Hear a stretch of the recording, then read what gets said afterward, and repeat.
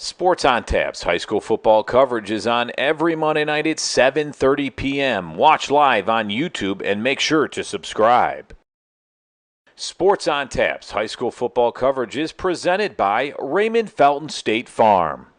Have you compared insurance rates lately? Are you satisfied with your current insurance provider? If not, look no further than Ray Felton State Farm, a proud sponsor of Sports on Tap.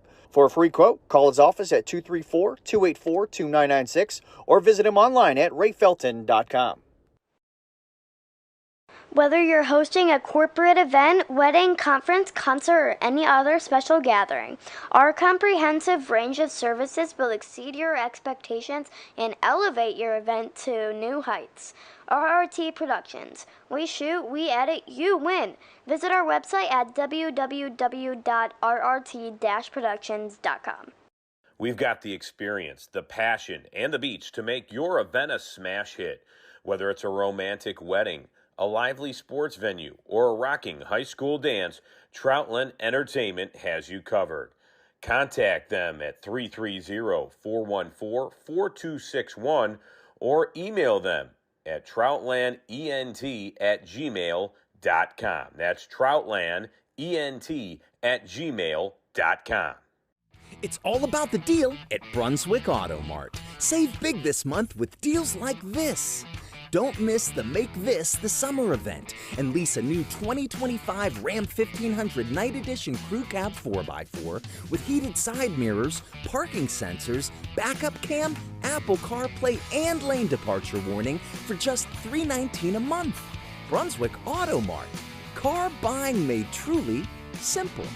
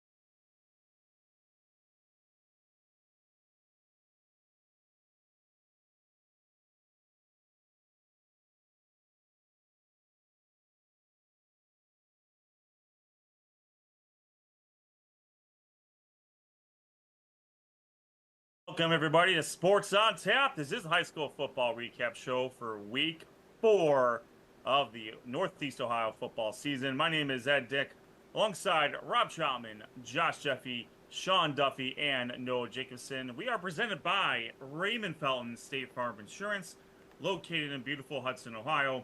Make sure you check out his website, www.rayfelton.com, for information on home, life, and all your auto insurance needs, amongst many other things that he can offer you at State Farm.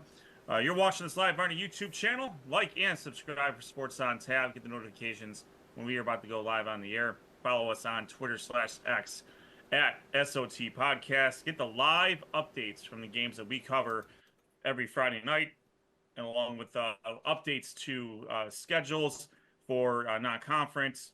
You can vote for the Mehco Custom Printing Player of the Week contest on our Twitter handle as well. And last and certainly not least, starting this week, the SOT Power 10 will be revealed on our X handle at SOT Podcast. So make sure you're following them. We got a lot of stuff going on there. We are on Threads at SOT_podcasts, Facebook at Sports on Tap. You can also listen to us on Spotify, and our website is sportsontappodcast.com. Questions, comments, concerns, pronunciations, suggestions, send us a note at sportsontappodcast@gmail.com. We want to thank all of our sponsors. You get to listen to them, a little bit about them before the show. We will take a break mid-show, take another word from them, and then also stick around after the show is over to get one last word from all of our fantastic sponsors. Excuse me. We got a big show tonight. We are now in conference play. So we got less games to talk about, but that means we can bring another student athlete on and talk about their night and talk about their program. And so tonight we will, at around 8:20, we will have Kevontah Swain, running back from Lakewood, had a huge game in one of our SOT feature games of the week that Sean will talk about here in a little bit. And also after him at 8:35, wide receiver from Euclid, Keishjuan Telfair, another big game in the Greater Cleveland Conference, which Noah will talk about here in a little bit. After that, we will go through the Mehco Custom Printing Player of the Week results, and then we will tell you where we are going next week. All right, well, let's get to it. We got lots to talk about. Conference play has finally started, and as we normally do, we will start with Josh Jeffy in the Suburban League Natty. Josh, take it away. All right, thanks, Ed. Yeah, boys, it's getting serious now. Week 4 conference play has begun. And in the Natty, we're going to start with Hudson. They took on Solon. And in this game, Hudson quarterback Hayden Lipinski only 34 yards passing, but he did have 2 touchdowns. The reason being the Hudson running game. They outran the Solon Comets 310 rushing yards to 35. So not only was the running game for the Explorers on point, so was the defense. And speaking of that running game, they were led by running back Reno Furry. He had 180 yards on 18 carries and a touchdown. Brennan Froniak and Chris Horner also each had a rushing touchdown. Horner added a receiving touchdown as well. Solon's only points came in the second quarter on a 31-yard field goal by Aiden Keister. And guys, Solon is struggling to find their way this season so far. With this 35-3 loss, they dropped to 1-3, 0-1 in the conference. Hudson, they improved to 3-1, 1-0 in the conference. And after being shut out by Highland in week 2, they have come back with 2 dominating performances. A shutout last week and only giving up 3 points this week. So they look to be on the trajectory of winning.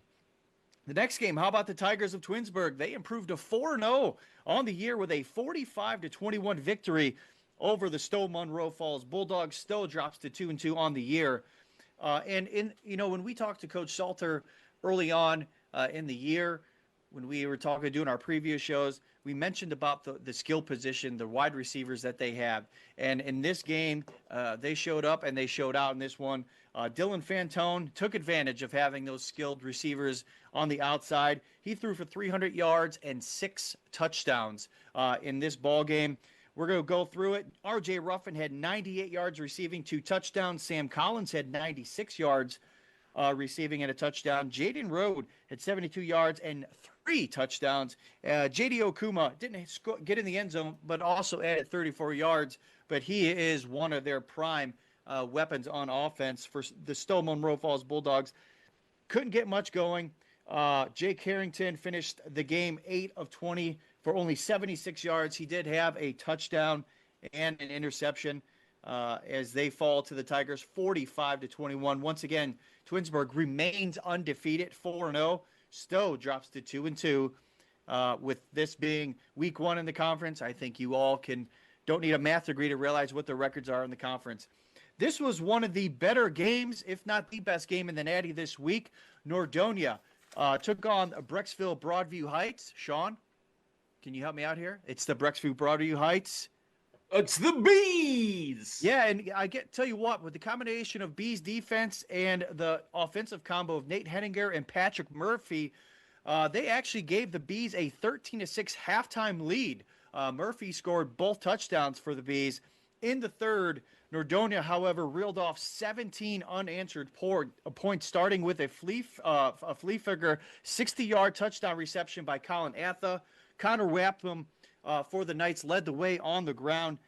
He finished the game 170 yards on 29 carries. He didn't have a rushing touchdown, but he did score a receiving touchdown. Jackson Neal finished the scoring for the Knights with a 28-yard field goal. Give credit to the Knights. Also give credit to the Bees in this one. They came out. Brecksville is a very scrappy team this year. They've been able to really compete, play really solid defense. Quarterback Nate Henninger is also leading that team on offense. So the Bees fall to 2-2 on the year, but they're the team that not a lot of teams will want to play, because if you're not on your A game, you could suffer a loss. Nordonia still remains undefeated in 2025 so far. Obviously 1-0 in the conference. The final game in the conference in the Natty this week, Wadsworth continued their dominating 2025 season as they defeated North Royalton 48-14. This was a rematch of not only a end of the season Suburban Natty Championship game last year where North Royalton actually won, but also a rematch of the first round of the playoffs where Wadsworth got the revenge and beat them. Bryson Hall, once again, leading the way for the Grizzlies on offense. He had 233 yards total passing, 3 touchdowns. 210 of those yards came in the first quarter. Gavin Madigan had a 43-yard touchdown reception in the quarter, and Calix Lemp had 2 receptions on the night, 114 yards, but they were 2 touchdowns. One of 25 yards and one of 89 yards, which sets a Wadsworth school record. In addition to not only those receiving numbers, Gavin Madigan, 140 yards rushing and a touchdown. Cooper Gregg had 167 total yards of offense and 3 touchdowns. For North Royalton, Nolan Klingbeil, solid performance, 11-23 for 220 yards and 2 touchdowns and 1 interception. Nick Piazza was the beneficiary of most of those receiving yards. He had 162 yards receiving and a touchdown. So, guys, really quick, it's kind of off-putting. It's kind of shocking that we go from having 8 games per conference to now only 4, but pretty exciting week in the Natty. A lot to be expected with Wadsworth continuing their winning ways, Twinsburg their winning ways. But I got to give props to Brecksville really coming in and playing really good football against Nordonia. Nordonia had a battle on their hands as well. And Hudson finding their dominating ways once again, guys. Sean, since we're done with the Natty in such a quick fashion, we're going to toss it over, see how the American did. I think I can help you out with one of these games as well. Yes, Josh, I appreciate the assist on that because Josh was kind enough to take a trip out to Copley, so he'll be going over the Copley-Talmadge game. But we'll start, as we always do, alphabetically with the Highland Hornets playing host to the Aurora Greenmen. And, guys, this is the swan song, the farewell tour of Highland in the American division, as they will basically become traders and go over to the Natty next year. Yeah, boy. And there'll be an embarrassment of riches for Josh to cover. And they were not shy about it as they get out to a 41-7 victory over Aurora in week 1. Aurora's only score came on a 10-yard pass from second-string quarterback Mark McGovern to Drew Scott, and this was after the game was well in hand for Highland. They took a 35-0 lead late into the third quarter. It was a running clock pretty much from the beginning of the second half. Some highlights for you. Again, we start the obligatory Casey Miser highlight. 14 carries, 94 yards, 2 rushing touchdowns. He continues his streak of touchdowns in consecutive games. I don't see that stopping for the foreseeable future. But the big impressive thing here was Highland quarterback Grady Gibb. He went 7 of 7 for 155 yards and 2 touchdowns passing. He also had 59 yards rushing and a touchdown on the ground as well. So he helped out not only through the air, but also through the on the ground there. His 2 touchdowns one was a 36-yard touchdown to Jake Weber. The other a 63-yard touchdown to Nick Dubkowski. Highland improves to 4-0. They are 1-0 in the American Division. Aurora, guys, 1-3 right now. Not a great start to the season for the Greenmen, They are 0-1 in the division. They'll look to get back into the winning column next week. Barberton, the Magics, they went into a interesting game here. It's the battle for the bell. Cuyahoga Falls and Barberton. It had some special meaning this year because this was the last game that Cuyahoga Falls will play at historic Clifford Stadium. The Barberton Magics got their first win of 2025 at the last game Cuyahoga Falls was playing in their stadium. You can't write this stuff. And if you want more coverage, I cannot tell you enough to go to the Akron Beacon Journal. They do a great job every single Friday night getting stats, but they did a great job covering the end of the era at Clifford Stadium. And obviously Cuyahoga Falls did not fare well in this game. They lost 35-6. Magic's running back Angelo Gatto, the son of the coach, sophomore, 24 carries, 223 yards and a touchdown, and he was their go-to guy all night. Barberton quarterback Braden Lauk did finish the game 5 of 11 for 68 yards and a touchdown passing, but he also kicked in 2 rushing touchdowns. The Black Tigers their only score came on a 2-yard touchdown run by Zachary Coleman, who finished the game with 15 carries, 75 yards, and a 1 touchdown. Cuyahoga Falls quarterback Jaden Weirs did finish the game 4 of 12 with 100 yards, as Cuyahoga Falls falls to 1-3 on the season. They are 0-1 in the division, and Barberton also improves to 1-3. They get off the schneid, and they are 1-0 in the American. So, guys, guess what? If we're looking at this right now, it's Highland and Barberton. Bet you didn't think I'd say that to start the first week of conference play. The final game I did coverage for is Revere traveling in to take on Roosevelt. No special here, just hard-nosed football. And this game was a great game, guys. It was 20-16 late in the third quarter. And I have to talk about this kid because everything I read on him today between the Cleveland.com, Akron Beacon Journal, all this stuff really raved about this kid's performance on both sides of the ball. Running back linebacker James Perry. Offensively, here's what he did. 2 rushing touchdowns, including the score that put it out of reach for the Roosevelt or for Roosevelt. He also kicked in a 2-point conversion on that same touchdown. So they went back to him, right? Defensively, this guy played both ways and finished with, get this, 9 total tackles, 3 sacks, 1 fumble forced, 1 fumble recovered. He also broke up 2 passes. This kid was all over the field that night. And Revere, as a team, turned the ball over 3 times, all leading to points in some way, shape, or form. Now, Roosevelt did keep this close. And again, there was not a lot of information on stats and things like that, but it was close going into the third quarter. But the thing to remember, as I mentioned, turnovers. Turnovers spelled doom for the Rough Riders, and it was that doom that led them to losing this game 28-16.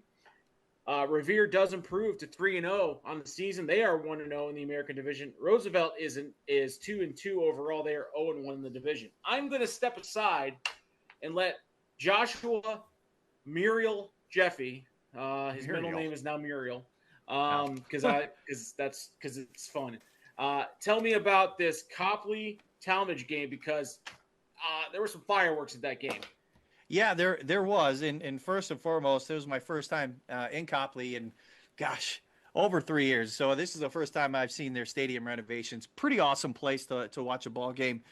So props to the community for putting together the means to build that stadium. But yeah, so at this game, I was expecting some fireworks, and I sure did get them. So both teams were tied at 7 after 1, kind of feeling each other out in the first quarter. And then it was Copley taking over. Dane Winiger threw 2 long touchdowns in this game, both to Andrew McKnight. Andrew McKnight had 116 yards receiving. Winiger ran for 2 more scores. He finished the night with 260 passing yards, but the player of the game for Copley by far was Bryce Martin, the running back. 21 carries, 163 yards, 2 touchdowns. He actually did have an interception and a pick 6 in this game, but it was called back for a penalty. So he got credit for the interception, just not the touchdown. The running game also for Copley was pretty awesome later in the game as Jalen Olson came in, 103 yards rushing and a touchdown on 1 run. His touchdown run of 81 yards for Copley. Got a little scrappy there towards the end. I was kind of texting with you guys a little bit. Talmadge was a little thought the starters were in a little too long for Copley. Some words exchanged back and forth, but sportsmanship won out at the end of the night, and everything went good for Copley. Talmadge not so well as they lose 49-7 in this one. The only touchdown for the Talmadge Blue Devils came from Sonny Kuva. He scored on a 5-yard run, I believe, and that was early in the game. But Copley pretty dominating. Again, Bryce Martin had a chance to talk with him for just a few minutes after the game. You could go to our Twitter and our YouTube page to see that interview. Really soft-spoken, good kid. Said a lot of highly good things about his offensive line and his defensive cohorts on that. But Copley improves to 3-1 on the year. 1-0 in the conference. Talmadge drops to 1-3. They are 0-1. And Sean, you know a little bit more about these teams, but from Copley's point of view, Bryce Martin, just a fast, quick, makes many cuts, but is a very powerful runner. He's really, really tough to get down, and he's a very special player for the Indians. Yeah, he really is, and so is.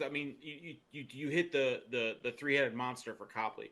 Andrew McKnight to catch the ball, Dane Winiger throwing the ball, and then Bryce Martin running the ball. If those three guys are having a night, it's going to be tough sledding for any team that plays them.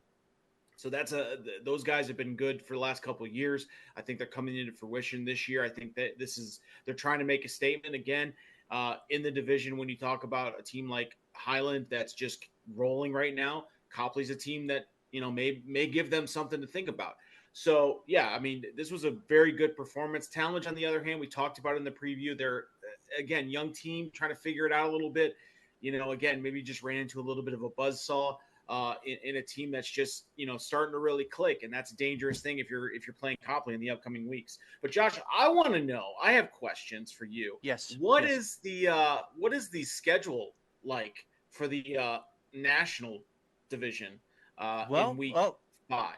Let me go to the truck here and get our guys in the back producing. So we have the Battle of the Golden Shoe. North Royalton will travel to Brecksville. Solon will travel to Nordonia. Hudson takes a visit to Stowe. And Twinsburg will travel to Wadsworth. That's a battle of undefeated teams, and it's going to be a huge test for Twinsburg to see where they stack up this year in the Natty. But the way that Dylan Fantone and that offense is playing, I think they're up to the challenge. All right, and now we go to the Week 5 schedule in what's on tap here for the American Division. Revere travels in to take on Aurora, and we'll see if Aurora can get back on the winning side of things. It's going to be a tall task the way Revere's playing. Barberton and Talmadge. Barberton got their first win last week, looking to make it 2 in a row against a team in Talmadge, looking to get that bad taste out of their mouth. And a sneaky good game here, boys. Copley versus Highland at Highland. Does Copley have enough firepower to hang with the big boys of the division right now? We'll see. Or does the Highland Farewell Tour continue on? And Cuyahoga Falls takes on Roosevelt in the conference play. Our Suburban League Player of the Week nominee, we had a lot to choose from. Josh and I had a confab on Saturday. There was some discussion, but we are fans of a team that gets their first win. So we decided to highlight the kid that seemed like they relied on in this game. We went with Barberton running back Angelo Gatto, 24 carries, 223 yards, and a touchdown in this game. Again, this kid seemed to be the bell cow, and as long as he was getting yards, man, he was really doing a good job, and he was letting Barberton kind of feel their oats a little bit against Cuyahoga Falls. Guys, that's all that's fit to print for the Suburban League, the American, the National. Obviously, we're in the conference play. We've settled the fact that the American is superior to the National. We know that. It's given, it's fact. But, Ed, we'll take it back to you.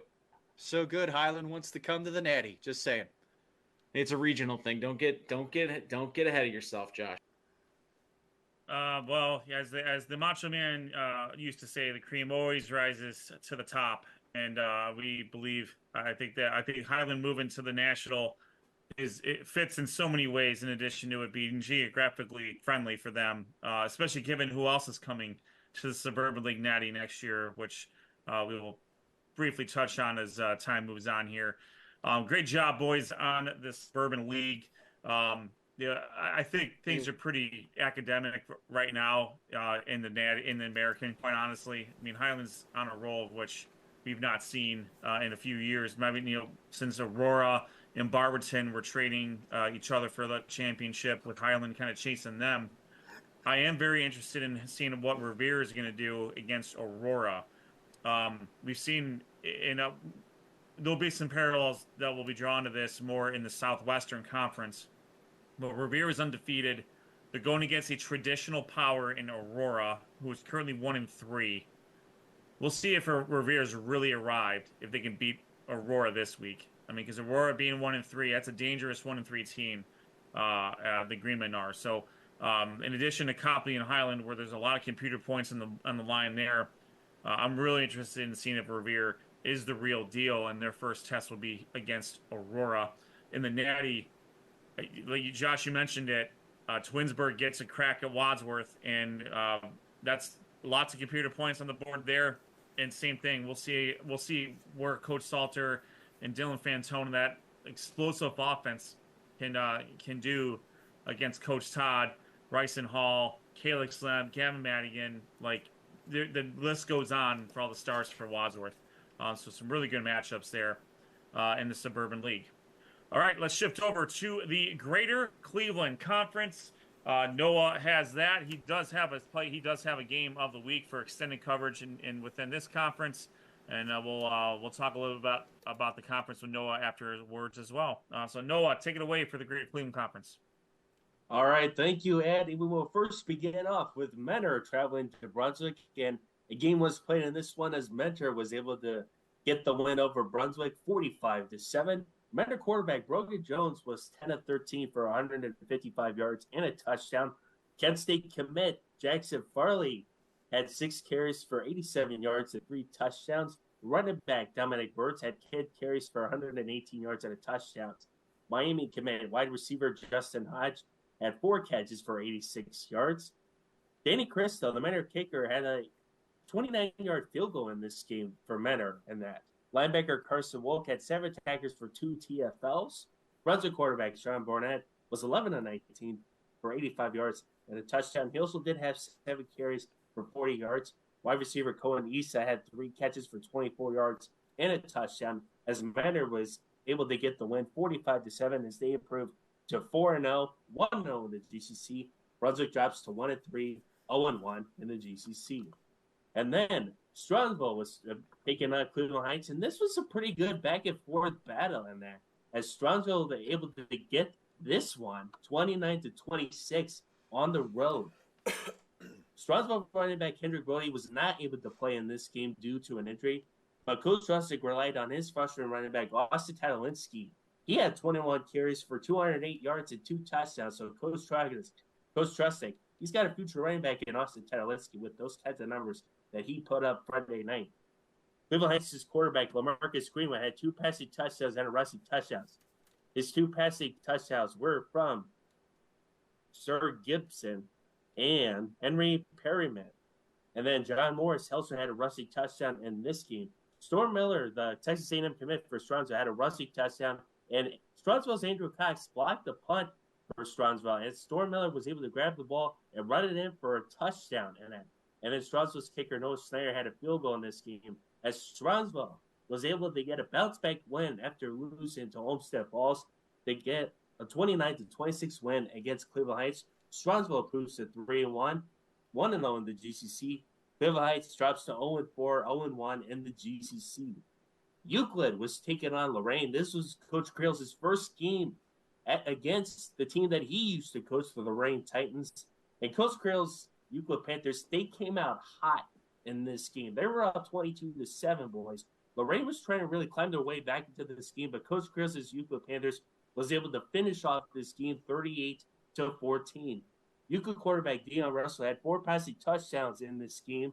Euclid wide receiver Keishjuan Telfair, who we'll have on the show coming up in a little bit, he had 2 receiving touchdowns, and he had a pick 6 in this game.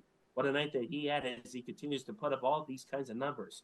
Lorraine quarterback David Whitaker had a 50-yard touchdown pass, and he also did have an 18-yard rushing touchdown in this game, as Euclid was able to get a 38-14 win as Coach Rails beats his former team when he used to coach for the Reign Titans for 3 seasons. Euclid improves to 2-2, 1-0 in the GCC. Lorraine drops to 1-3. They are 0-1 in the GCC. Last but not least was my SOT featured game of the week in the Greater Cleveland Conference.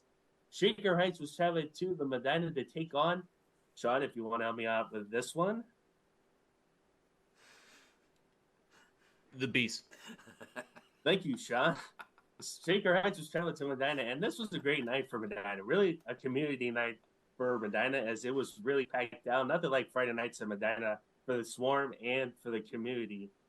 It started out as a 3-3 game at halftime, thanks to the 2 kickers for Medina and Shaker Heights. Medina's kicker, Landon Kusick, had a 29-yard field goal, and Shaker Heights' kicker, Andrew Bolin, had a 36-yard field goal. As it was 3-3 at halftime, then Medina came out hot. They scored 35 points in the second half, thanks to a dominating defense, and Medina was able to recover an onside kick to get more touchdowns in this game, as Medina will get a 38-3 win against Shaker Heights, thanks to their defense in the second half, who really made big plays. Medina quarterback River Bloomquist was 28-45 for 272 yards and 2 touchdowns. He also did have 19 carries for 77 yards. Wide receiver Callan Hathaway had 7 catches for 62 yards and a touchdown. Wide receiver Sidney Lloyd had 11 carries for 35 yards and 2 touchdowns. He also did have 6 catches for 44 yards.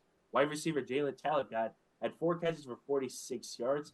And then Medina's defense linebacker Jack Fletcher had a 38-yard fumble return for a touchdown in this scheme. Shaker Heights' wide receiver Rayhan Johnson had 14 carries for 44 yards. As Medina will get a 38-3 win against Shaker Heights, Medina improves to 2-2, 1-0 in the GCC. Shaker Heights drops to 1-3, 0-1 in the GCC. And then looking ahead in our Week 5 schedule in the Greater Cleveland Conference, Brunswick will travel to Shaker Heights. Cleveland Heights will be traveling to Lorraine. Euclid will be traveling to Strongsville. And Medina will be traveling to Mentor. And we will kick it right back to you. Hey, Noah, great job here as always. I don't think there's any surprise with Mentor. They've been fantastic the last 2 seasons up now up to this point.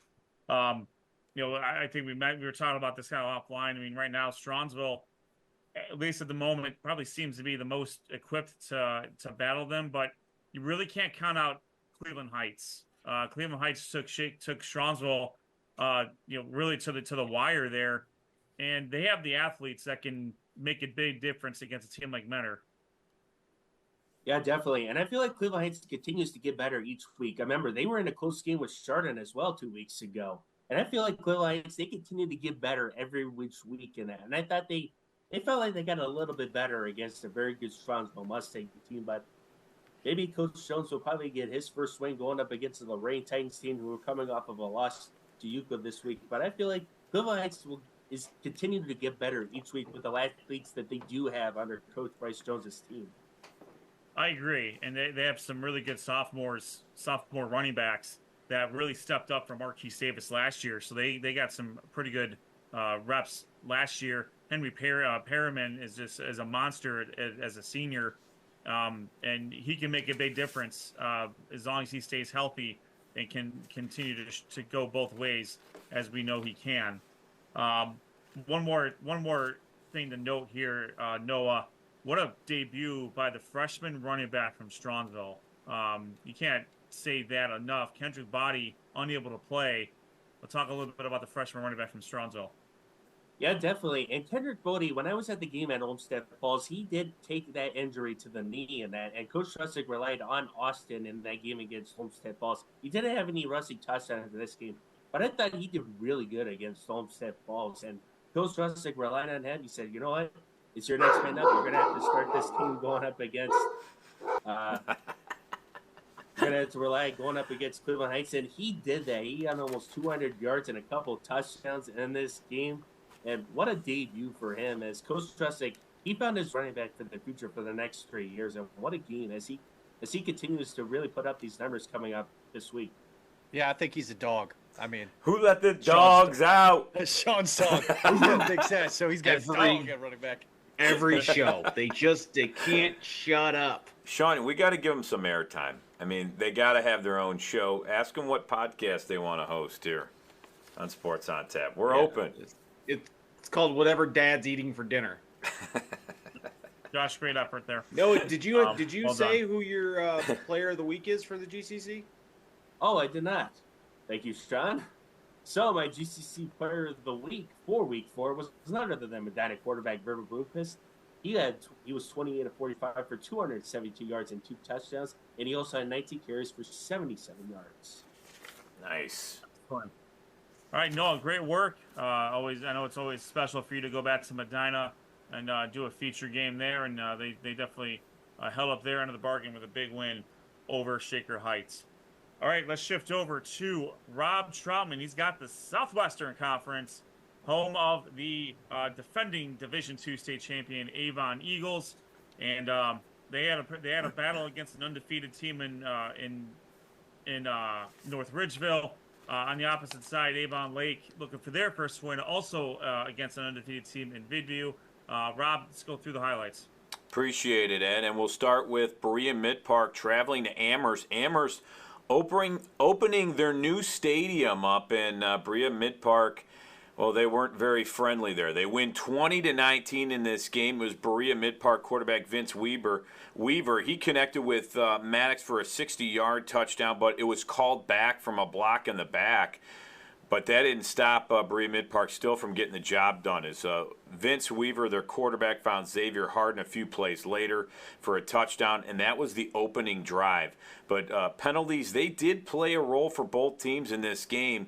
The Comets on their first drive had a 2nd and goal and were as far back as their 47-yard line due to penalties. So they had it 2nd and goal, and because of penalties, took them all the way back to their 47. Amherst took a late 4th quarter lead in this game as Cy Christensen again connected with Bryce Colvin. He connected twice with them there with less than 5 minutes on the clock.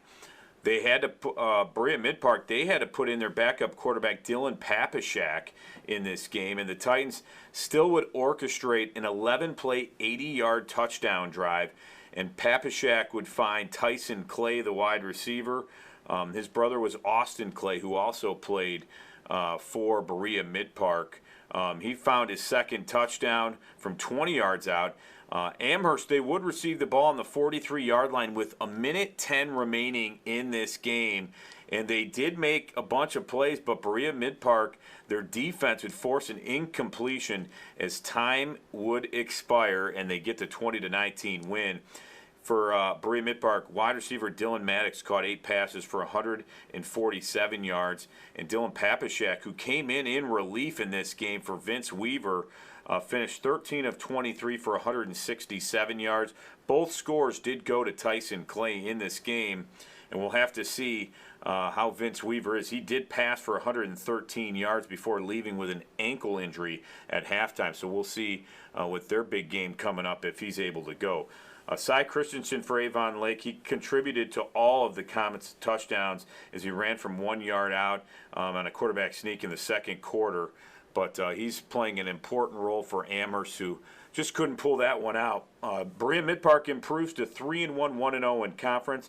It's their 2nd win there in a row, as Amherst drops to 2-2 on the year, 0-1 in the SWC.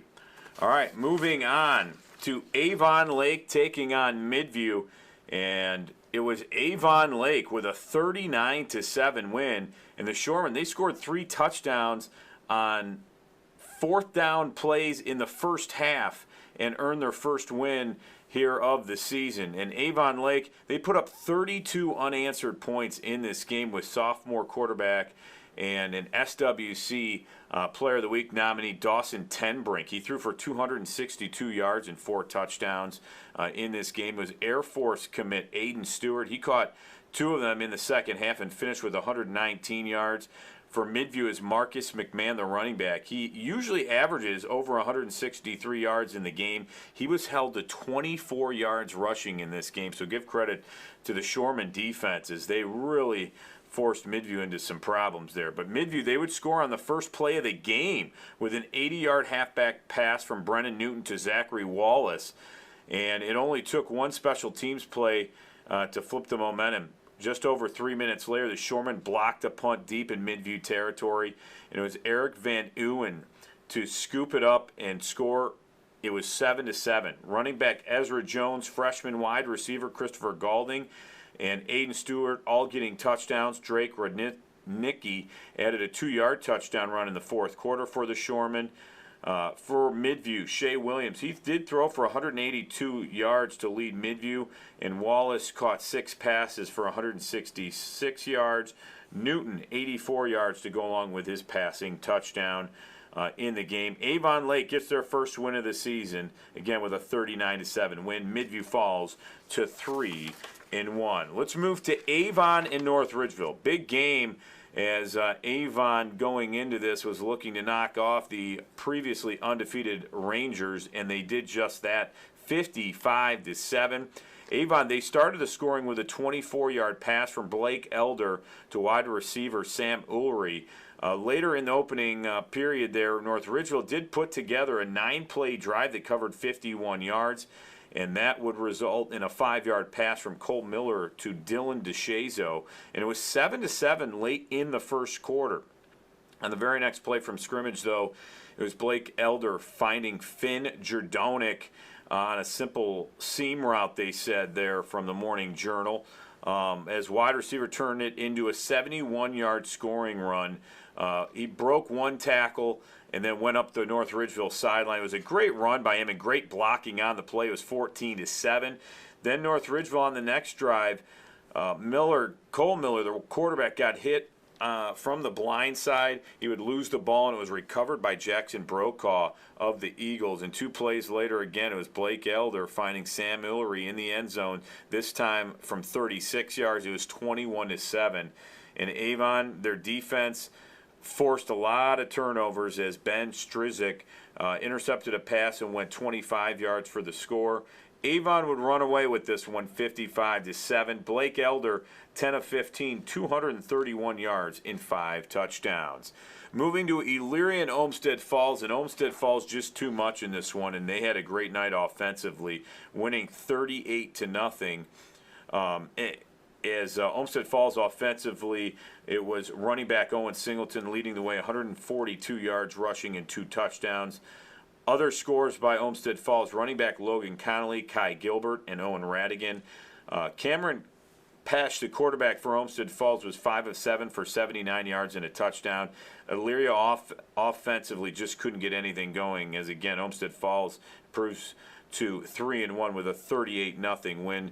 Elyria 0-4. And Avon, actually, before I didn't mention this, 3-1 now, and Ridgeville at 3-1. The SWC Mehco Player of the Week goes to Avon Lake quarterback Dawson Tenbrink, 265 yards passing, 4 touchdowns against Midview, and getting their first win of the year there. And the Southwestern Conference looking ahead here into week 5. We have some really good games. Amherst and Avon Lake, I think that's going to be a really good game. Avon and Olmsted Falls could be another good one, as Avon had trouble in the playoffs with Olmsted Falls before they advanced there and got back on track. Berea, Mid-Park, and Midview, that's a rivalry game, right down the street from each other. That should be a really, really good game of 3-1 teams. And North Ridgeville travels to Elyria. And that's week 5 in the Southwestern Conference. Let's send it back to our master, Ed Dick. Hey, great job, Rob. Another a great first week of Southwestern Conference play. Traditional programs got the wins. A team like North Ridgeville going against Avon, you could see, really the differences where they're at. And in Midview and Avon Lake, similar. This is what I was alluding to earlier. A team like Revere going to play a traditional power like Avon or like Aurora this week. Just kind of see where they stack up. That's what this week was with North Ridgeville and Midview taking on Avon and Avon Lake respectively, and the traditional powers in Avon and Avon Lake took care of business here. So, really, really good work by Great job by you, Rob, as always. All right, we are going to shift over to the Cleveland West Conference. I'm going to have a little bit of help here by my cohort, my compadre, my colleague, Sean Duffy. He's going to take care of the Westlake and Lakewood battle. We'll start first with Buckeye versus North Olmsted. Buckeye senior kicker Braden Bonnet started scoring with a 33-yard field goal. For North Olmsted, they couldn't get much going offensively. Bonnet did a great job punting the ball as well. He pinned the Eagles at their 2 and their 6-yard line to really flip the field for the Bucks. Buckeye just got in their own way a lot. They had a touchdown called back. They fumbled going into driving to score. It's just they had a few things that didn't go their way. It was only 3-0 at the half. So, I mean, North Olmsted's defense has played pretty tough all year long. Just offensively, they haven't been able to get it going, and this game was no different. Senior quarterback for the Bucks, Turner Delata, found tight end Derek Snyderburn for 2 touchdowns, covering 33 and 28 yards, or 26 yards, sorry. Senior Roman Kretler finished the scoring with a 6-yard touchdown run. Add it all up, Buckeye gets a 23-0 victory over North Olmsted. Delata for Buckeye finished 8 of 16 passing for 120 yards and 2 touchdowns. Snyderberg caught both of his passes for 59 yards and 2 touchdowns. Liam Phillips led the Bucks on the ground, 16 carries, 60 yards. And Logan Lettner, safety for Buckeye, 3 interceptions. Besting both myself and Rob. Each of us had 2 interceptions in the game. When we played, he said, "Hold my Gatorade. I will get 3 this time." For North Olmsted, quarterback Will McPherson completed 11 of 19 passing for 109 yards. He got picked twice. Amir Silmi rushed 17 times for 45 yards. Buckeye is 4-0 overall, 1-0 in the conference. North Olmsted remains winless at 0-4 overall, 0-1 in the conference. Rocky River took on Valley Forge. Pirates quarterback Ryan Taylor took a big hit real early in the game, and he was out for the entire game. He was spelled by sophomore quarterback Carter Atwater, but things still went the Pirates' way. The defense was fantastic. The defense recovered 3 fumbles throughout the game, stifling an otherwise solid game by Valley Forge defensive back running back Damon Watts. Pirates defender Jackson Greer recovered all 3 fumbles. So we had a player with 3 interceptions and a player with 3 fumble recoveries. He also deflected a pass. He had 4 tackles. Rocky River triggered a running clock, and they ran away with this game, a 42-14 victory over Valley Forge. Carter Atwater was fantastic. He was 10 of 12 passing for 256 yards and 5 touchdowns. Quite honestly, I didn't know about this stat when I chose Logan Lettner, but I was a former safety, so the safety gets the nod here. Atwater's a sophomore. He'll be fine. Atwater threw touchdowns to Tristan Hughes, Rowan Kennedy, Danny Berg, and Joey DeSalvo. Tristan Hughes, he will be the CWC Player of the Week nominee at some point. I guarantee it. He led the team in rushing and receiving. He had 5 rushes for 89 yards and a touch. He had 4 catches for 86 yards and 2 touchdowns. Running back Damon Watts for Valley Forge finished 18 carries and 130 yards. He did fumble twice. Rocky River improves to 3-1 overall. They are 1-0 in the conference. And Valley Forge is 1-3 overall. They are 0-1 in the conference.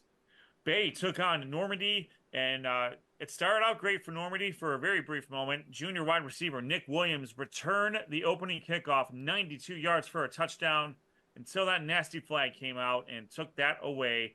And the next play, the Invaders fumbled. Bay recovered it, and they ran away with the game from there. Charlie Rogers scored from 1 yard out for the Rockets, followed by a 13-yard touchdown run by senior running back Rocco Hereditario. Patrick Cleary hit Ethan George for a 34-yard touchdown, and Hereditario finished the scoring with a 19-yard touchdown run.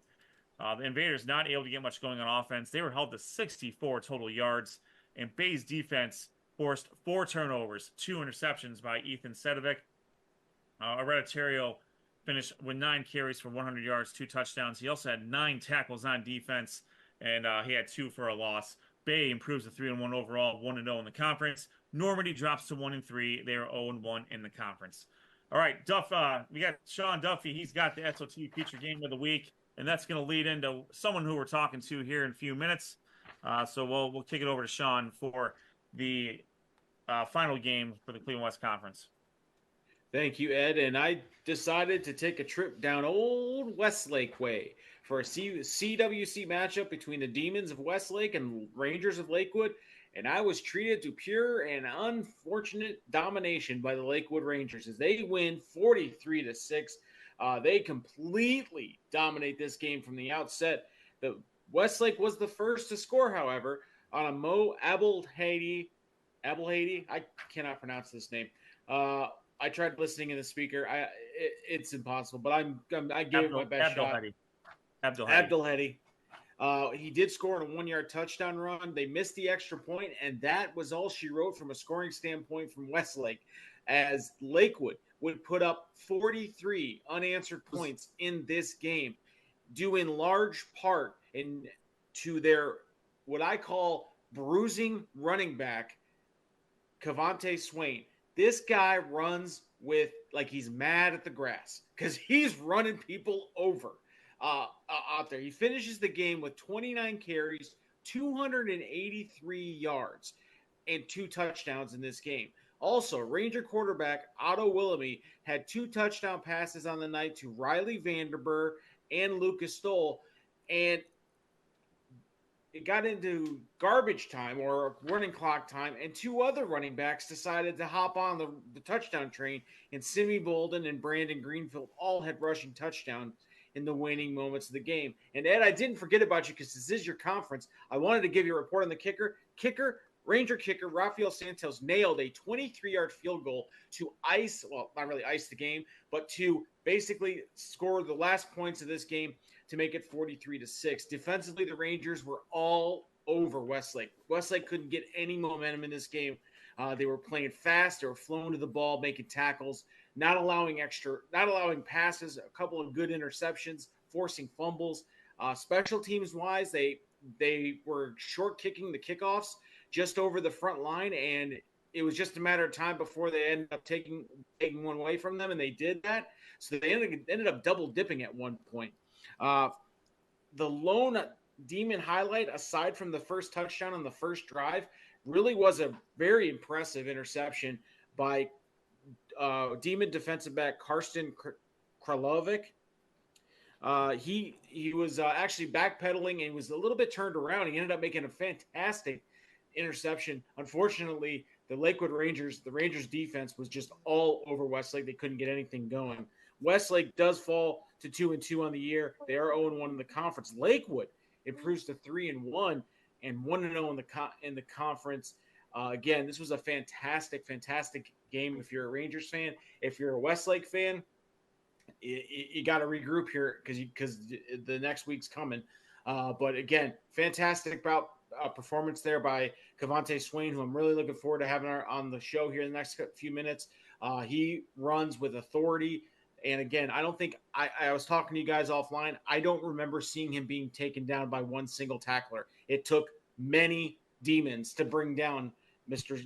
Swain. And I'll tell you this, they called him Mr. Swain after this game because he ran up and down that field with violence and intention in this game. That was a fantastic game, and always fun going to a CWC game. I love to go into those matchups, and I may go to another one this week. We'll find it out here in a little bit. They are very geographically friendly towards Sean and Rob out in the out where they live. Mr. Swain, a term of respect, as we've heard Pittsburgh Steelers coach Mike Tomlin refer to Nick Chubb, formerly of the Browns, as Mr. Chubb. That is the ultimate sign of respect, and there's no doubt about that. What a tremendous line for Swain, 29 carries, 283 yards, 2 touchdowns, as Sean explained. Great job by Sean there. For the Cleveland West Conference in Week 5, Buckeye puts their undefeated record on the line against Bay Village. That's going to be a great game. Rocky River takes on Lakewood. That's going to be a sneaky good game, I think. This will be a measuring stick game for Lakewood to see if that freshman quarterback, Aldo Wilhelmi, can potentially outduel either Carter Atwater or Ryan Taylor. Normandy will take on North Olmsted. Westlake will take on Valley Forge. The Player of the Week nominee, the Mehco Custom Pruning Player of the Week nominee for the Cleveland West Conference will Buckeye safety Logan Lettner. Again, 3 interceptions and a big win over North Olmsted. All right, we're going to take a quick break. When we come back, we will have 2 interviews. First, we'll have Kevontah Swain from Lakewood, as Sean just talked about him, and then following that, we'll have an interview with Keishjuan Telfair, wide receiver, cornerback from Euclid. We'll go through the Mehco Custom Pruning Player of the Week contest, and then we'll tell you where we're going to be at next week. Lots more to get to. Stick around for a word from our sponsors. We'll be right back.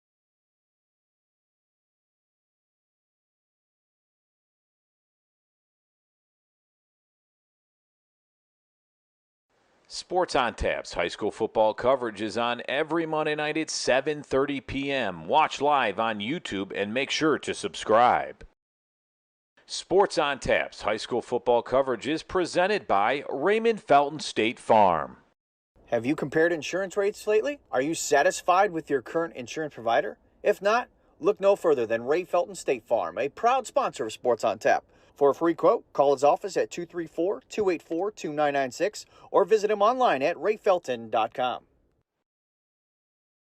Whether you're hosting a corporate event, wedding, conference, concert, or any other special gathering, our comprehensive range of services will exceed your expectations and elevate your event to new heights. RRT Productions. We shoot, we edit, you win.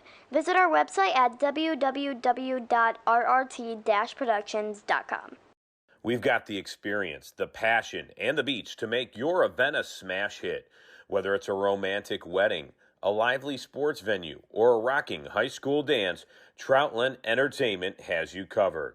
Contact them at 330-414-4261 or email them at troutlandent@gmail.com. That's troutlandent@gmail.com.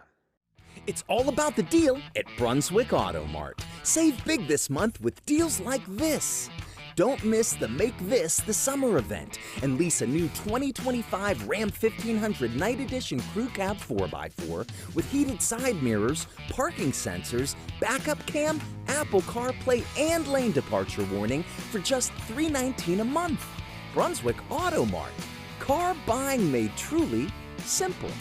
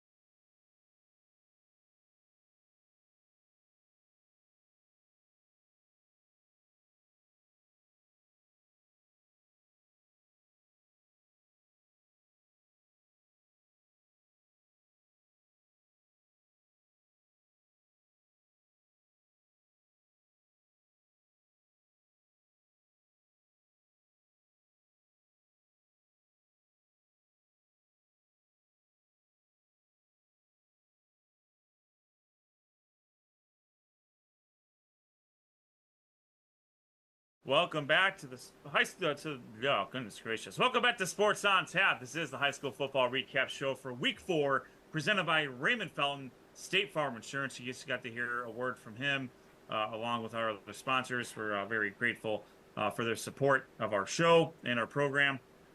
We just went through all of our conference recaps for the Greater Cleveland Conference, Suburban League, Cleveland West Conference, and Southwestern Conference. A little bit later, we will be joined by Keishjuan Telfair from Euclid. We'll have the Mehco Custom Printing Player of the Week contest results, and we will tell you where we're going next week. But for now, we are joined by a senior running back from Lakewood. He had a heck of a game in one of our feature games of the week last week against Westlake. Lakewood running back Kevontah Swain joins us. Kevontah, thanks for taking the time to join us tonight. How are we doing? I'm doing good. I'm really excited you guys got me on here. How are you guys feeling? We're great. We're good. Great. We're great. I'm always happy to have I'm always glad to have a Cleveland West Conference player on the show. That's the conference that I cover the most. But Sean was at the game, and he was very adamant as soon as the game was over that we had to get you on. So we're certainly glad that you're able to come on. A 3-1 start so far. A great game against Westlake. 29 carries, 283 yards, 2 touchdowns. Talk about the start of your season, not only individually but as a team. Maybe from the preseason onto this point. Talk about how you guys got here. We got some young guys that are really been practicing hard. I feel like they really care. We got some guys that care a lot, and that really helps. We practice really hard, so it all comes together. Friday night comes, we're ready to go.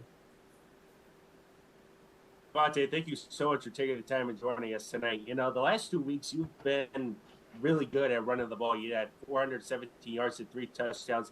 But I think it's really that offensive line that has really paved the way for you to make those holes and make it those big-time plays. Talk about how that offensive line has been doing for you guys throughout the first 4 weeks and how they have been helping you to make the plays that you are making right now. They really, they're really smart. They really know what they're doing. And, Jackson, him and his dad have their thing going on. So, he's a really good kid. They're young, and they really, they want to play. They know what they're doing. So it's it works. It really does work. Well, they're young, Kevontah, but they are big. They are big boys, and as well are you. And as it was difficult to put into words watching you specifically run, because you run with a certain level of, you better bring more than one guy to take me down. Because I was telling these guys off camera when I was pitching you for the show, I don't remember last week seeing you get tackled by one person. It took 2 or 3 to bring you down. Can you talk a little bit about, is that something that you've always done, or is that something that you try to put, more emphasis on, being that kind of keeping those feet moving and churning through contact? I feel like my sophomore year, my coach was really hard on us with finishing forward, drive your feet. And I feel like he really got me a lot better. And now I'm with a new coach, a running back coach, and he's pretty good. So, it's really my coaching staff. I feel like they really have helped me a lot, put me in the right places, put me in at the right time. So I feel like it all works out. We got a really good coaching staff, really good team.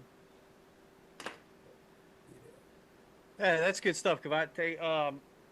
When you have a game like you had and a high school career that you've had as a running back, who are some running backs, whether it be in high school, college, or even the pros, who are some of those running backs that you model your game? You take little snippets of seeing their game and say, hey, I could do that.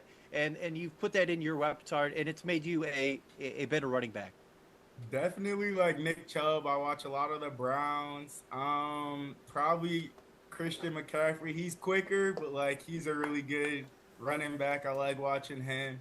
Those are really my top 2, I would say. So yeah, I guess that would be all right. I mean, those guys are okay at running back. Pretty good guys. Pretty good guys. I'll just add on to that. When you have a game like you did last week against Westlake, what's it like? What's going through your head? Is it just the next play, or do you just have this feeling hey, whatever I'm going to get the ball, I'm going for it, and no one's going to stop me? Well, at the beginning of our season, I really I was new back to the team. I didn't really play as much. We had another kid starting. So I was really working hard in practice, I feel like. I was trying to get my spot, try to get my reps up, and now like I was touching the ball almost every play. It felt like so. I think that's what it's gonna be going forward. So like it feels good. Like it does feel really good to have that. Like depending on me to get the first down, like yeah, no, I like it for sure. Yeah, looking at you got some great highlights that Sean took from this last Friday. I mean, like he said, it took about a whole team of the Westlake team to take you down on the one, and then you had some nice cuts in there and showed your speed out in the open field. What are some of the things you worked on in the off season to be able to have that explosive drive? Because you could tell from the Westlake defense, you were able to separate and you made those huge cuts to get down the field quick. Basketball really helps with that. Like my basketball coach, he's helping me with that. Like I'm playing basketball, that's helping with my footwork and all that all season. So like that helps a lot. And then I was lifting a good amount, so that really helped me too. So it was like, yeah, I would really say basketball helped. Like that kept me in good shape, good condition to come back to football and be ready. Absolutely. We're talking with senior running back from Lakewood, Kevontah Swain. Kevontah, you're a senior. You've been around the block for a while. You have a freshman quarterback in Otto Wilhelmi, and you mentioned about some of the other youngsters. How is he handling things as a quarterback, as a freshman, no less? Being commanding the huddle, getting players to where they need to be. Like, is it hard? Is it some seniors sometimes seniors have to kind of take offense to a freshman taking the reins. But how's it work? How's it work for you guys in the freshman quarterback? Well, I didn't really know him as much like at first, but I heard his name. I heard he was good. And when he came around, like I really got good with him like so far. And I feel like he's a really smart kid. Like there's plays I don't even know what I'm doing and he already knows what he's doing. So that he's really going to be good. Like I'm not just saying that cuz he's on my team. He already got like height and all that. He's going to be I think he's really good. Smart. Kevontah, again, thank you so much for taking the time. I know it's a busy week. You guys got a big game coming up next week. But, I want to just kind of go back one more time here to last week. And it was my real first time seeing you guys play this year live. And what I noticed was there's a lot of energy on that sideline. I saw it because I had to walk by it up and down when you guys are driving up and down the field. And I see you being one of the big time parts of keeping that energy up. Is that something that you just naturally do, or is that something you made like a constant, like, I need to make sure I'm keeping my energy for those younger guys, like you mentioned, because, even when things aren't going our way, we kind of have to have that, that energy. For sure. I've always felt like I've had that energy in me, but like our coaches, they make sure everyone's like dialed into the game. Like they made sure the sidelines are making pass run calls, like making noise on the sideline. Like, so like we all come as a team. Like it's definitely a team game. Like we all do something. And you guys definitely played like a team on Friday night for sure. It was a very impressive effort by you guys. And very, very, very impressive going forward, especially in this tough Cleveland West Conference you got coming up. For sure. Hey, one more question before we get out of here. I know you guys are just putting the work in here, but you got a pretty tough battle on your hands against an established program like Rocky River. Without giving away too much, maybe talk about some of the things that Rocky River does well from what you're able to see or from what the coaches told you. They really they got some guys on the line that might be able to stop the run, but I feel like our run's gonna be like going still. Our line, they're pretty good. I don't think anyone's gonna really be able to stop our line. I don't know in the run game. So I'm ready for this game. Awesome. Well, very good. Hey, well, best of luck to you this week. It's a team like I think we talked to Coach Pohl last year or 2 years ago when he first took over about trying to get Lakewood over the hump, get a 500 season, make the playoffs. You guys are well on your way there. So good luck to you for the rest of the season. We're looking forward to seeing how you finish up. Thank you, guys. I appreciate this a lot. Good luck, man. Have a good night. Good luck. He will be soon on Twitter. Yeah. At some point, he'll be on there. He will be on there. I will be on Twitter soon. Thank you, guys. Have a good night. Yeah, you too. Good luck the rest of the season. Thank you. Right. That was that Lakewood senior running back Kevontah Swain joining us on the show. What a great interview. A lot of great energy. And like you mentioned, and like if the energy that we just saw here in a non-game situation, is anything what it is on the field, they got to have some extra juice going on in Lakewood there, Sean. That kid, and that's why I asked that question, because the amount of punishment that kid inflicted and actually took. I mean, I'm not putting anything past Westlake. They were throwing everything at this kid, and he was really, he was still coming off the even after big hits, big runs, he would come off and he's right there. He'd take a slip of water and he's getting everybody hyped up. I'm talking freshman, sophomore, whoever they got. He's running up and down the sidelines. And I'm like, man, this kid he just loves playing football. You can tell those kids that love to be out there competing.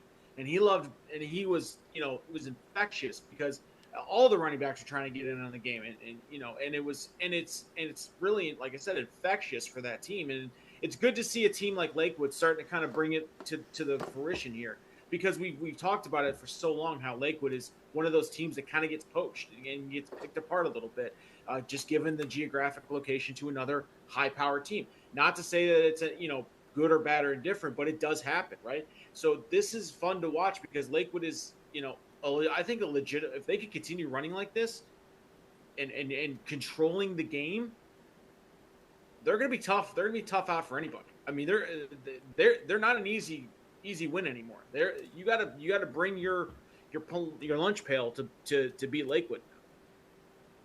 No doubt, and they're going to come across a real good test here, coming up against Rocky River and one of the established programs in the Cleveland West Conference, Great Lakes Conference, and the like.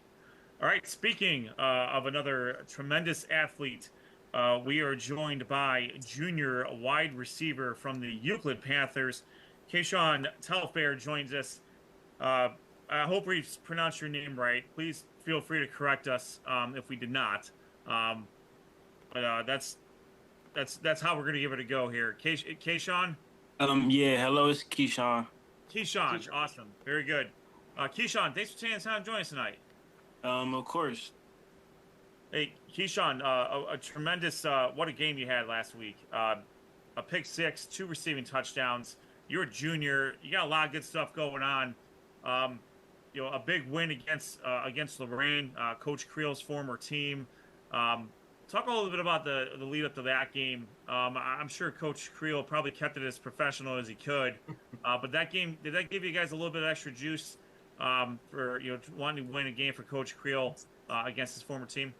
So we knew how personal it was for him inside. He didn't show it as much, but we knew as a team how much this game meant to him, and then we just came out there and had to execute everything he put up for us. Keishjuan, thank you so much for taking the time and joining us tonight. You've had a lot of offers, and you're a 4-star recruit. You're only a junior. You've had a lot of offers from the Big Ten, the MAC. I can name almost any team, Division I school that has really offered you. But just kind of talk about what really goes through your mind when you see those type of schools offering you in the position that you are right now, and you're only a junior. First, I like to say I'm blessed, because without God, I wouldn't be in this situation I am now. But seeing that, it just gave me an extra step of motivation and see where I wanted to be in life. I can get there from football. So seeing that, it just make me work harder to get to where I want to be.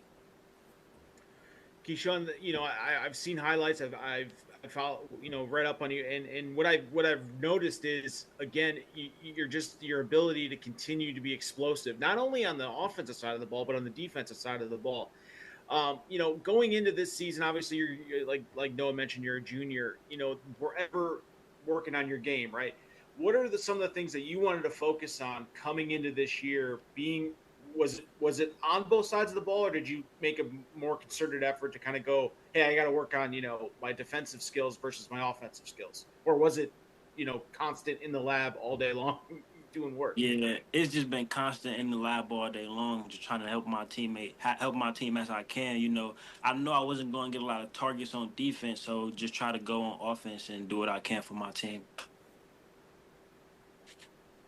Keishjuan, we've had Coach Creel on the last couple of years as beginning of the season, and he's really trying to establish a positive culture at Euclid. And as you, one of the top players on the team, he probably leans on you and the other top players to kind of lead the way for the team now and for the younger kids. So just talk about how it's been going and building that culture with Coach Creel and the coaching staff and the rest of the players.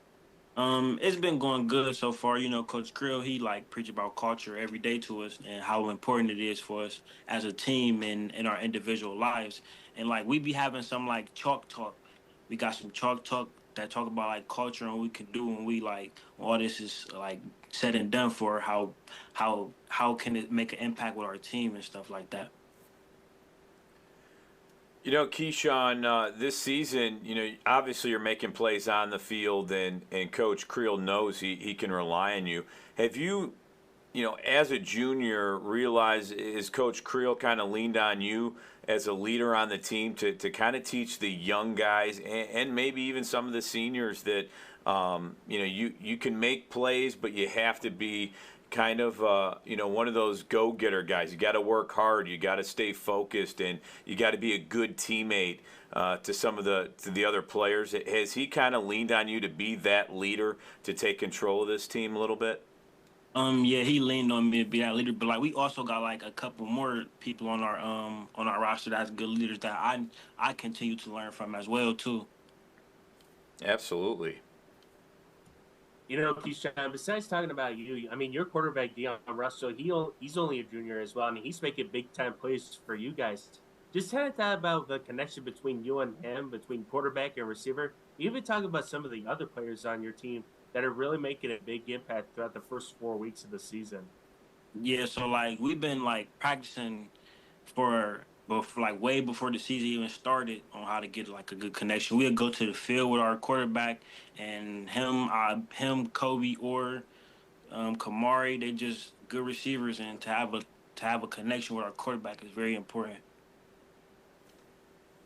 Keishjuan, since you have the ability to play at a high level, both offense and defense, I like to get ask this question. If you had an opportunity, yes, if you had the opportunity, if you had your choice to win a ball game, either with catching the game-winning touchdown or getting that interception that stops the team from scoring, and you walk it off with that interception, defense wins the game. What would there's no wrong answer, so don't feel like there's any pressure, but what would your choice be? I'll probably have to say getting that pick, because getting the game-winning pick, it brings a different feeling to me. Okay. That's a great answer. Nice. But either way, like I said, there's no wrong answer. So, if you're going to score 1, 2, 3 touchdowns, you might as well have a game winner as well on the offensive side of the ball. So awesome. Hey, Keishjuan, when you look at the way you play on offense and defense, are there any players that you kind of model your game after? You don't see too many guys going both ways. Obviously, Travis Hunter's one that sticks out trying it in the NFL. But when you model your game off of anybody, whether it's college or, if you saw another high school player when you were younger, is there any other player that you model your game after? I have to say Travis Hunter when he was in college. Yeah, Colorado. He had some big games there going both ways. Now, is that something when you go to college, is that something you're talking to colleges about, that you want to play both ways, or will you focus on offense or defense? No, we talking about getting both ways going. Okay.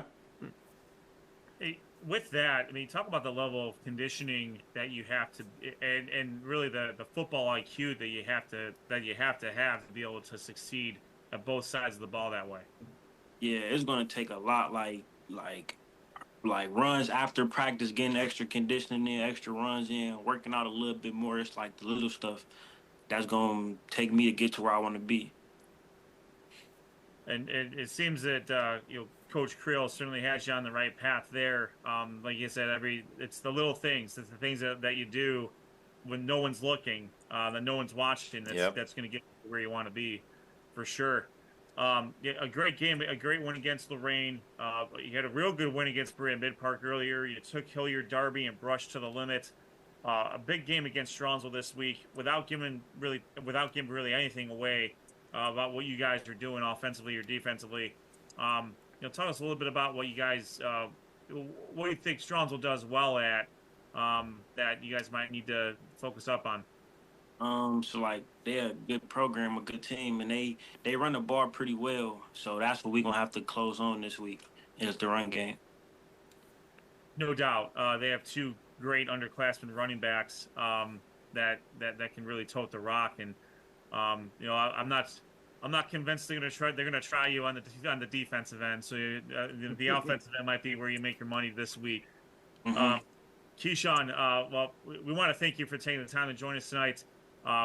Best of luck to you for the rest of the season. We'll certainly be following you, and enjoy the process too for your college process. It's a really it's a great privilege, and I think it seems you really understand that, and that's awesome to see and hear. So we're rooting for you.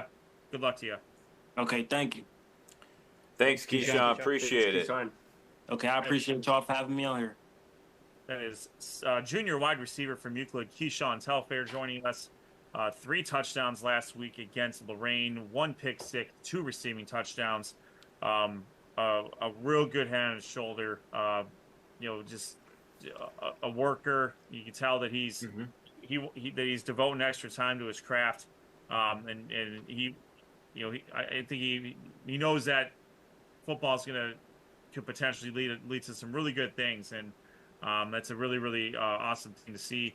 And for Coach Creel coming to Euclid to reestablish Euclid as a good program, they haven't really had success since Coach Rotsky was there a few years ago. Now, and he had a few years of really good football. I think Coach Creel is looking to build something that's more sustainable, something that's more that'll last a little bit longer, and with athletes like Telfair, that'll certainly help that out. Absolutely. All right, let's move on. We'll kick it over to Josh here. We have the Mehco Custom Printing Player of the Week poll. He'll go through the nominees and then reveal the winner. Thank you very much, Ed. Yeah, well, the Week 4 nominees in our Mehco Custom Printing Player of the Week poll on X, Twitter, whatever you want to call it. We'll start off with Dawson Tenbrick of Avon Lake, Angelo Gatto from Barberton, River Bloomquist from Medina, and Logan Lettner of Buckeye. And with 64.6% of the votes, Dawson Tenbrick of Avon Lake will take home this week's Mehco Custom Printing Week 4 Player of the Week. We'll be sending him a T-shirt and a goodie bag sponsored by none other than Mehco Custom Printing and Raymond Felton State Farm. So congratulations, Dawson. Second place, River Bloomquist of Medina, 23.3% of the votes. All right, congratulations. Dawson Tenbrink wins it. I think, is that 3 in a row for the Southwestern Conference? It is. Hat trick, baby. Let's go. I think Rob's over there. I don't know. Well, if the same bot that helped out last week, 2 weeks ago. Yeah, they gave us 10,000 votes. Again, if someone is taking the time to generate a bot to vote in our poll, we are thankful. We know we have gotten somewhere if someone cares enough to do a bot on our poll. I'll have to talk to Coach Thome about that and figure out what he did to get that vote over the top there. That was impressive, to say the least. Hey, maybe it was one of the greatest campaigns that human history has ever seen. I mean, you never know, man. Walking around school, he's like, guys, I need help. Guys and girls, let's go. It was done by Sunday night, wasn't it? Yeah, actually. And it was a day less, too. It was even a day short. Maybe imagine if it was. That's what we got to do, I guess. Is just make it a day shorter, maybe. All right, we're just about the end of our program, and as we normally do at the end of our show, we're going to tell you where we're going to be at this coming Friday, which is the halfway point of the regular season. Unbelievable that we are halfway. Insane. We will be, by the time you see us again next Monday, it's going to be halfway through the season, through the regular season, until the 6-week marathon that is the playoffs anymore. but just gives us a more excuse to talk football, and that's never a bad thing. So let's start out with where we're going to be. I think Josh has his game picked out, and it is a familiar teams for him. Sticking going back to the Suburban Natty this week. A lot of good games, and everyone is looking at the battle of unbeatens, Twinsburg and Wadsworth. But I'm actually going to be heading to the battle for the Golden Shoe. Once again, this will be year 4 for me. It'll be in Brecksville as the Bears travel to Brecksville to take on the Bees. And sorry, Noah, but only Brecksville gets that. Only Brecksville gets the voice, man. That's where I heard it. I can't. That was pretty funny. The Bees. I'll make up a voice from Medina, I promise. But you caught me unawares, and I don't want to get sued by Brecksville. They're very there. I think we should have a weekly trope of Noah asking you, and you need to come up with a different reason as to why you can't say that. Or I can do that. Don't worry, I'll just make them my own better than Sean. There you go. The Bees. Well, that's another way to do it. The Bees. All right. So we got the Battle of the Golden Shoe, Old Pioneer Conference battle there between North Royalton and Brecksville Broadview Heights. All right, who's next? Well, I'll go since nobody was quick to the draw there. I'm going to head to Berea Mid Park, and I don't know if what their rivalry is called. It could be the I'm trying to remember the Battle of Bagley Road there, as it's Berea Mid Park hosting the Midview Middies, and this is a rivalry that every year it seems like it's always a close game. Bagley Road is nowhere near. I think you're talking about Berea Mid Park and Olmsted Falls, which is but that is Bagley Road is pretty close to there actually. It's actually Mid Park, but not to Midview. Yeah, no, not Berea Midview. No, but Berea Mid Park is right off of Bagley Road. I get that. But okay. No, yeah, Midview is not near Bagley, so it was Olmsted Falls I'm thinking of. I'm way off, but it is a rivalry game to say the least, and I don't know what if there's there's probably is a trophy for it. So I will be heading to Berea Mid Park for the Berea Mid Park Titans taking on the Midview Middies, and they're not anywhere near Bagley Road, are the Middies, but I was getting a little confused there for a second. Thanks for Josh correcting it with a laugh. You're selling it. You're going, man. You're powering through it. That's right. That's all you can do. That's all we can do, Rob. We can only try, and I am only going to try to do. I had so much fun in the Cleveland West Conference that I'm going to do it again. I have decided that I'm going to take a trip to Bay Village because I want to see these Bay Rockets versus these Buckeye Bucks and see exactly what's going down in the CWC with these two teams. I'm excited to see it. I have a feeling I have an inkling of how this is going to go because every time I go to a Buckeye Bucks game, it tends to be the same thing. Hopefully not. I'm batting 1,000 on running clocks this year. Every game I've gone to is a running clock in the second half. So maybe I'll get a good game or maybe I'll get another running clock. Either way, I'm down for it. So I'm excited to be heading out to Bay Village this week. But you know where you can see all of our coverage? And that's by tuning in to Sports on Tap on YouTube, following us on Twitter, following us on Facebook, Threads, TikTok. We're still going to try and get Rob to do one of those choreographed dances. I haven't quite figured it out, but Rob, I need you to understand the lyrics to Pink Pony Club because that's what's happening. So just understand what's happening and get ready for it because it's happening. But the only way you're going to be able to see it is if you hit that notifications bell, click on subscribe, and follow us on TikTok, on X, on Facebook, on Threads. It doesn't matter. We are covering the Northeast Ohio high school football and Northeast Ohio high school sports like nobody in the area. I love doing this. It's so much fun where people are yelling at me in the stands. It's fantastic. I don't know if they're saying nice things or bad things, but they're saying, hey, Sports on Tap guy, get out of the way. You're too fat. I can't see the game, which I didn't like, but it's fine. It's fine. I tend to block out people's view, which is fine. But yeah, I'm excited to go. We will be there again, covering football games again this Friday night. I'm excited to be out there at Bay Village. It's always a good time, and That's where I'll be. That's Yeah, where Bay I'll is a great stadium. It's it's in my top 5. Wow. You know the one thing about Bay though, they have that giant rocket in the end zone, and I just wish, for me, that they would put like smoke under it, like it's going to take off. But because every time that's I'm there, an idea. Tell them when you're there. They'll make it happen. They don't. That's they easy. Don't listen. It's good feedback.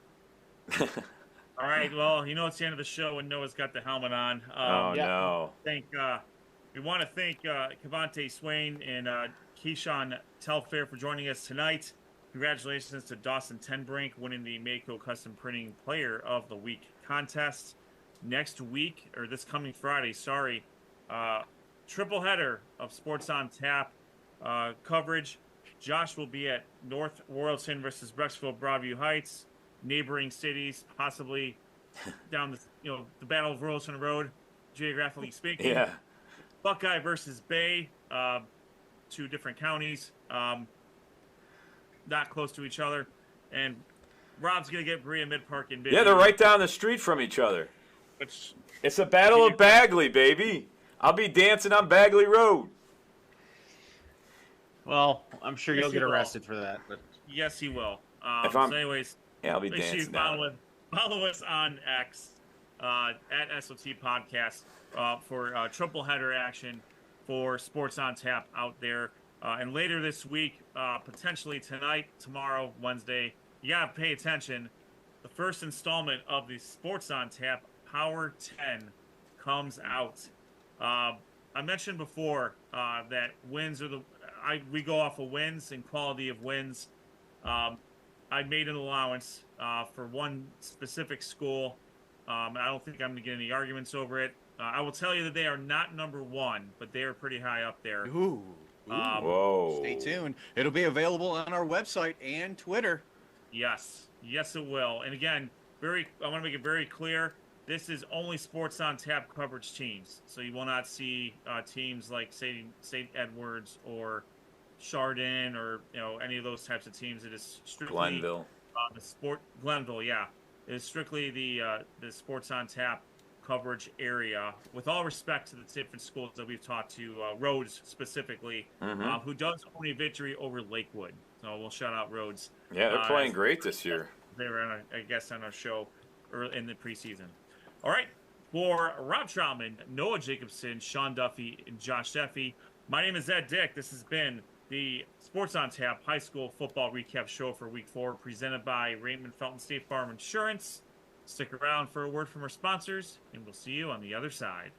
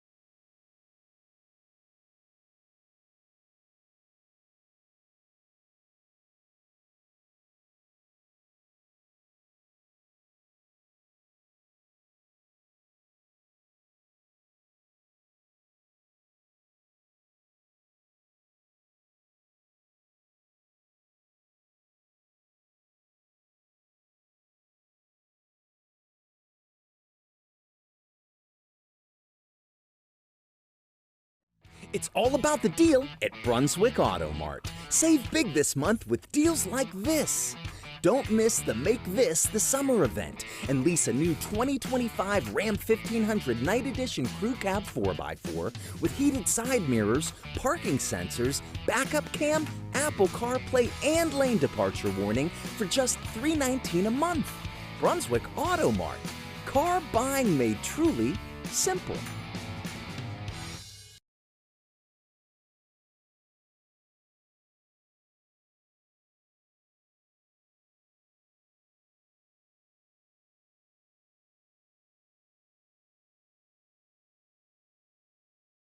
Surprised.